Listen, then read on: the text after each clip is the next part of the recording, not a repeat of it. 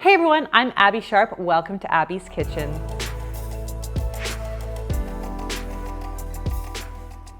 Today's video is sponsored by Honey, and we'll be reviewing entrepreneur, mom of three, fashionista, and blogger, Valeria Lipovetsky. But first, let me tell you about my sponsor, Honey. So I think that most of us have spent the last year in our homes buying basically everything online. I know I literally haven't stepped foot in a store for over a year. So Honey is a free internet browser plugin that scours the internet for promo codes for the things that you're buying and then automatically adds them when you go to checkout. So here's what you need to know. You add Honey to your computer in 2 simple clicks. Then when you're shopping on any of Honey's 30,000 supported websites, you'll see the Honey pop up at checkout, and all you need to do is just click apply coupons. Then you just wait a few seconds for it to find a coupon, and voila, the price of your cart will drop. That's it. This month I saved $50 on Wayfair for some furniture for my son's homeschool and $30 on some skin products for me at Sephora. So if you've got a computer, you can get Honey on any browser that you use. So just go to joinhoney.com/Abby so that they know that I sent you to check it out. And you can pause the screen or look at the description to check out my disclaimer, including a trigger warning to those with current or previous experiences with disordered eating. I will be talking macros and calories, so feel free to skip that portion if that doesn't feel supportive to you in your journey. And of course, don't forget to subscribe to this channel and ring that little bell so that you never miss out on a video. All right, so according to my research, Valeria is a mom of 3 boys who was born in Russia, grew up in Israel, and then moved to Canada at the age of 19. She worked as a full-time model throughout her teens and then went to holistic nutrition school once she moved here to Canada. So Valeria's content used to be very nutrition focused and has since switched to largely being a mixture of fashion and lifestyle with a little bit of nutrition content sprinkled here and there. So the video that I'm looking at today is the most recent What I Eat in a Week video from her channel at the time that I'm filming this, while she was vacationing in Costa Rica during COVID. So without further ado, let's dive in. Okay, first things first is a big glass of water with lemon. How many influencers do you see do it every single day? Okay, so like most influencers, Valeria starts her day with a glass of either plain or lemon water when she wakes up, and then she eats about an hour after that. Now, to her credit, she does kind of poke fun at the whole influencer and lemon water phenomenon, which I think you all know my thoughts about by now. So to Valeria's defense, she doesn't reference using lemon water for weight loss or necessarily for detox purposes like most influencers. She simply states that she enjoys the ritual of it and she feels as though it gets her digestion kind of going in the morning. She also indicates that she's not too strict about having lemon in her water if she doesn't have a lemon or doesn't have access to any, but she just enjoys having a big glass of water first thing in the morning. So yeah, all hydration is good hydration in my books. Oh. Now I've definitely debunked the whole lemon water spiel enough here on Abby's Kitchen. So most of you guys know that drinking water with lemon juice for any reason other than that you like the taste is kind of BS. There's also no concrete evidence to suggest that lemon water helps to kickstart your digestion any more than plain old H2O. We do need water to help promote regularity and to get things moving. So I guess if lemon and adding lemon to it helps you meet your hydration needs, then by all means, squeeze that lemon in. But like Valeria, I wouldn't be too worried that not having access to a lemon one day is going to automatically back you up. Now, in terms of the actual food, Valeria describes a few different breakfasts that she likes to rotate. So during her week in Costa Rica, that included things like whole wheat toast with almond butter and a banana, and a protein shake with vegan protein powder and almond butter for the days that she works out. But my favorite breakfast option of hers was this. Kind of my go-to here, honestly. Eggs, when I do have breakfast, eggs, avocado, papaya, and whole wheat. Okay, so love this breakfast. We've got protein in the eggs, fiber-rich carbs from the whole wheat toast and fruit, and healthy fats from the avocado. Now, if she wanted to bump up the nutrition of her other breakfast choices, I would say she could maybe add some eggs or Greek yogurt or cottage cheese on the side for some protein with her almond butter toast. And if she wanted to turn that protein shake into a more complete, satiating meal, she could throw in some fruit or oats for some fiber-rich carbs. She also mentioned in her video that the almond butter that she uses contains chia seeds as well, which is really great for getting in those important omega-3s. So really, really great tip, but also you could find them separately and just sprinkle them onto your toast. All right, let's move on to lunch here. So Valeria says that she usually has a lunch with some form of leftovers from the previous dinner, which as a busy mom, I can totally relate to. In fact, I almost always cook way more than I need at dinner just so that I know that I've got something balanced to eat the next day. So let's take a look at one of her lunches as an example. This is the fish. This is couscous, so a little carb, and a salad. I'm gonna cut some avocado. I'm just gonna add it to my salad. Okay, love this spread. And there's a lot of really great meals that she eats throughout the week to switch it up. But she's usually pretty consistent about including some form of protein like chicken, tuna, whitefish, or chickpeas, a source of carbs like couscous or brown rice, and then loads of greens and veggies on the side with some kind of olive oil dressing. All of these sound great to me. And I also love that she makes a point of mentioning that she tries to incorporate a mixture of that fat, fiber, and protein into every single meal. And you know, any frequent viewer of my channel knows that I like to call this trio the hunger crushing combination. Now, I do notice that sometimes she occasionally opts for a lower carb lunch, like one day she has a green salad with just some tuna. However, she usually makes up for this calorically by including a variety of fat sources like olives, feta cheese, and of course a full fat salad dressing. I have no issue with eating lower carb at a meal or even a day or in general if this is what feels good to your body. The important thing to me is that this is done from a place of self-care and not deprivation, which to me seems like the case for Valeria. Finally, let's talk dinner and take a look at one example. I brought my sauerkraut, fermented sauerkraut, very Russian, but I have my fish, some potatoes, and sauerkraut, and if I'll need more, I'll go for a second round. So basically, a lot of Valeria's dinners seem to look pretty similar to lunch. So we've usually got some combination of protein like fish or seafood or chicken, and occasionally red meat, fiber-rich carbs like buckwheat or potatoes, and then of course more greens and veggies. I also want to talk about Valeria's sauerkraut obsession because we see that come up in a number of her meals. Now, as a girl of Eastern European descent, I can appreciate that she may need like a little taste of home, even when living abroad. But sauerkraut is actually a very nutritious food because the natural fermentation yields good bacteria, aka probiotics, which we know are good for gut health and digestion.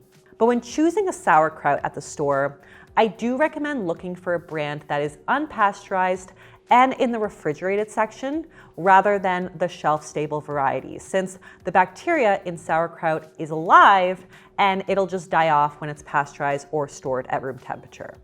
Now, seeing as Valeria is in Costa Rica in this video, she's probably eating slightly differently than she would at home, but I love that her meals remain relatively well balanced even when she is eating out at restaurants. I also love that she's happy to go back for second portions if she still feels hungry, and also seems pretty flexible to order what she's craving at that moment, like pasta one night when she goes out with her family. Okay, so now that we've looked at some of the themes in Valeria's diet, let's talk about stats. And trigger warning to anyone who may find the discussion of calories and macros to be triggering, please feel free to skip ahead to this timestamp when the section is over. Okay, so based on my calculations, the caloric needs for somebody like Valeria would be approximately 2,000 to 2,200 calories.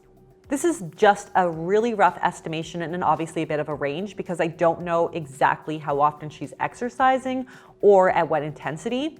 But given the fact that she does say she's trying to put on muscle right now, I'm gonna estimate that her needs are probably at the upper end of this range. Now, also, it's impossible for me to know exactly how much of these meals she's consuming. Like sometimes she says she could go back for second helpings, etc. I don't know. But I estimated that her intake ranged from about 1,300 calories to 1,900 calories on any given day, with an average of around 1,700 calories per day. Now, of these calories, on average, we're looking at 42% from carbs, 24% from fat, and 34% from protein. So nothing there to really flag or be concerned about when it comes to macros. She's also consuming adequate fiber levels and meeting most of her micronutrient needs, with the exception that she was a little bit low on calcium on some days, which is not an uncommon one for a lot of women. So next, let's talk about what I really liked about Valeria's week of eating. Honestly, the girl knows how to put together a beautiful, balanced plate. We are seeing the hunger-crushing combination all over this week, and girl, I am so here for that. I also love that Valeria opts for a nice range of protein sources, but is focusing on a lot of fresh fish and seafood since that is what is fresh and local in Costa Rica. Seafood and fish are really great sources of protein for heart and brain health, which research has linked eating more fish to lower rates of heart disease and slower rates of mental decline as we age. So that's great. I also love that she literally brings sauerkraut on vacation for a little taste of home. Now, I'm not sure how that made it over the border, but hey. If a certain condiment or food makes the meal more enjoyable to you, then by all means, girl, I say put that on everything. Now, while I think that Valeria really is doing an amazing job with her nutrition, she obviously knows her stuff. She is a holistic nutritionist. I did want to offer a few tips to help support her goals for muscle growth and development. So in addition to, of course, weight-bearing exercise, the most important thing that we can do to support muscle growth is to make sure that we're eating enough. So as I mentioned in the stats, it does look like Valeria's caloric intake is potentially a little short of her needs as an active young woman. So just focusing on adding some snacks into her day may help her meet those needs. I would also say that, like Valeria acknowledged, that protein, of course, is very important for muscle fiber repair, but we really want to make sure that we're pairing that protein with a source of carbohydrates to help replenish glycogen stores and drive that protein into the muscle faster. So I would just suggest to make sure that her post-workout meal has a solid source of protein and carbs. So in the case of that breakfast smoothie, adding a banana or so or some berries would totally do the trick. Other ideas could be some Greek yogurt with berries, a tuna sandwich, or some tofu on rice. The yogurt actually would be a particularly great option since, as we mentioned, she could definitely use a little bit more calcium in her day. Now let's discuss Valeria's relationship with food and her body. I have to say, I have become somewhat cynical when it comes to online beauty and lifestyle influencers. Like, I've basically come to expect a lot of diet culture and hugely misinformed information in every video. Kill me right now. But I was blissfully surprised by Valeria's What I Eat in a Week. I didn't hear a ton of diet culture language like cheat or clean. And while she was out for dinner with her family, she stated without any moral qualifiers, hey, I was craving pasta for dinner, so I ordered pasta. Other times when having like a beef kofta, she does say that she doesn't eat a whole lot of red meat, but hey, that was what was already prepared in the fridge, so she wasn't going to stress over it. The end. She was able to have that little bit of flexibility. And that is what the decision can sound like when you have a really balanced, flexible relationship with food. It's honestly as simple as that. I also want to acknowledge that this video was sponsored by like a nutrition tracking app called LifeSum, but she does call out that she doesn't like a lot of other trackers because the emphasis seems to be on weight loss, and she's not about weight loss, but that she uses the tracker to make sure that she's eating enough to help her build muscle. I also like that she seems to emphasize the nutrients that she's adding to a meal rather than talking about what she's avoiding. So she talks about the probiotics in sauerkraut and the omega-3s in chia seed almond butter and the healthy fats in her avocado at lunch. And like I said before, she does mention multiple times that she's trying to make an effort to actually eat more so that she can build muscle in the gym.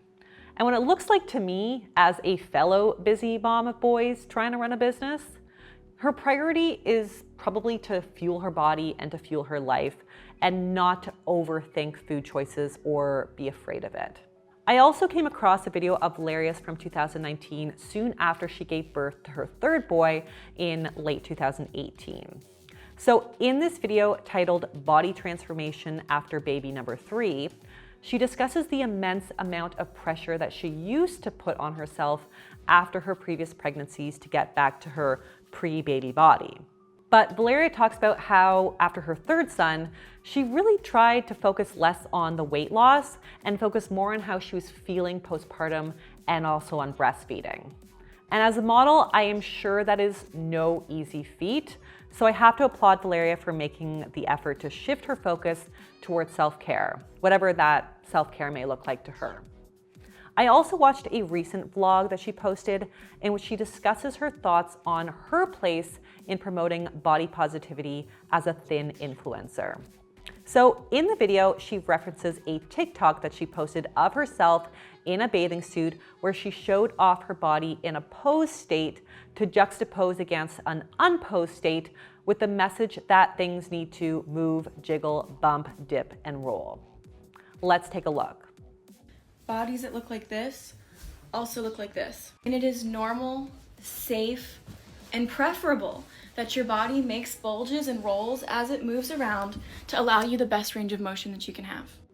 Okay, so Valeria, not surprisingly, got some negative backlash for the post. And then she addressed it in the video, stating that she can't necessarily understand or relate to other people's struggles, but that she too was a victim of being teased as a young skinny girl and also had insecurities as a young model. So that video I created, if there is someone that just feels like her body is not this perfect thing, some comments just really kind of rattled me, saying that it's not my place. Everything that I share with you on social media is from my experience. They felt like it's a little disrespectful. Now, I do want to just briefly comment on this. This is admittedly a really challenging topic. So much so that I had to do a whole video about body positivity and why I personally don't use the term for myself. What I will say about this is that even if you live in a socially desirable body, which I think we can all agree that Valeria does, you're not immune to society's unattainable beauty standards and pressures. These pressures are probably even greater in the modeling world, so yeah, I get that the struggle is actually real, and Valeria's experience should never be invalidated. Diet culture is clearly so pervasive that it's totally normal and not uncommon for models like Valeria to feel insecure. Obviously, that's pretty messed up, but totally understandable given the state of things. And as a fellow super skinny, lanky kid, I can attest that people are mean to thin folks too. But as I discussed in my video on the BOPO movement, body positivity was developed to support and uplift those in marginalized bodies, not people like me or Valeria, even if we still have a lot of insecurities about how we look. I'm sure Valeria is trying to actually spread an empowering, positive message to her followers that like, hey, look at me. I know you usually see me looking snatched in my bikini, but I had 3 kids, and look, I have rolls too when I sit a certain way. But it can also be really discouraging for a lot of people whose body will never look anywhere near as desirable as Valeria's does, even in its fat state. I mean, even I look at those thin girl body positive memes and Instagram posts, and I feel insecure. Again, that's really messed up. But it's like what Marquiselle Mercedes said in her Medium article that I quoted when she says, "The white hot rage that I feel when these women tell me to flaunt my body, that I'm still sexy no matter my size, because they're sexy at their size in the position that they feel fattest in." This is why I personally don't show pictures of my body online, because while I know that my body is far from perfect and all its lumps and bumps may be a breath of fresh air in the YouTube wellness world, I still know that I have immense thin privilege. That by social standards, it's still a really good body. So I would encourage Valeria to maybe do a bit of reading to understand the origins of the body positive movement and maybe why some people were disappointed in her post. And at the very least, maybe update her caption with an acknowledgement of her own thin privilege while also acknowledging that all bodies, even really good bodies, are subject to scrutiny, body checking, and insecurities. I want to close off mentioning a few little red flags on Valeria's channel as a whole, even though I felt that the language and information shared in this particular What I Eat in a Day or What I Eat in a Week was relatively benign. That is, except for some references to one of the most bogus diets I am aware of, food combining. Sad. Folks, can we just put this shit to bed? If you need a little refresher, the food combining diet suggests which foods to eat together or separately, and also what time of day to eat certain foods and food groups to help optimize digestion. Food combiners liken your digestive system to like a car pileup traffic accident, where if you eat one food incorrectly before another food, it essentially builds up in your gut somehow and prevents digestion. This is not true. Why would you lie? Yo, I ain't lie. Why would you lie to us? The facts did change, but I ain't lie. You need to tell the truth. Don't come at me like that. I wouldn't have to if you Don't told the come at truth. me like I that. wouldn't. Now, one of the food combining rules that I heard in Valeria's video was that she tries to eat fruit first in her breakfast because apparently it's digested fastest. Let's take a look. I'm gonna start with eating the papaya first. There's a whole concept of food combining, or just like the better way to eat for optimal digestion. No. So the thinking behind this is that because carbs like fruit are digested faster than, let's say, protein-rich foods, the fruit will sit in the stomach and ferment, which will cause apparently some unpleasant digestive symptoms. Folks, no. First of all, fermentation happens in the intestine, not the stomach. And if it was to occur, it would happen regardless of if you had eggs with your apple or toast. This is more of an issue with FODMAPs and is not even something that you need to think about if you don't have IBS and are sensitive to specific types of carbs. But also, your stomach actually has a pretty amazing system for breaking down the various components of food. So yeah, there is no scientific basis to this intestinal roadblock situation. We actually like to include a source of protein and fat with our fruit for the purpose of slowing down the blood sugar response or the overall glycemic load of a meal, which can help to promote longer lasting satiety and energy levels. But again, honestly, if Valeria feels better eating her breakfast in some kind of stepwise order, fine, cool. I mean, you do you. But let's just set the record straight that there is no proven digestive benefits to this practice. Food combining BS aside, I gotta say that I really enjoyed watching Valeria's channel. I don't know if I just find her kind of cute and funny, or it's the fact that she's also a very busy mom of boys trying to run a business, and I can just relate. But for the most part, her meals look pretty delicious, and her fashion sense is totally on point, so I get why you guys wanted me to check out her channel. And on that note, that is all for today, folks. Thank you again to Honey for sponsoring this video. If you liked it, be sure to give it the thumbs up. Leave me a comment below on who you'd like to see me review next. Subscribe to the channel, and I'll see you next time on Abby's Kitchen. Bye.